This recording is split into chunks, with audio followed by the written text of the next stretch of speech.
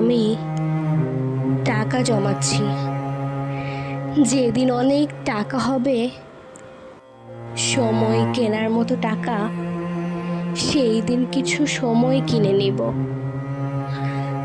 যারা প্রতিদিন, প্রতি মাস, প্রতি বছরে বলে যায় খুব ব্যস্ত, একদম সময় পাই না, কাজে চাপে মনেই থাকে না, তাদেরকে সে কেনা সময় ধার দেব।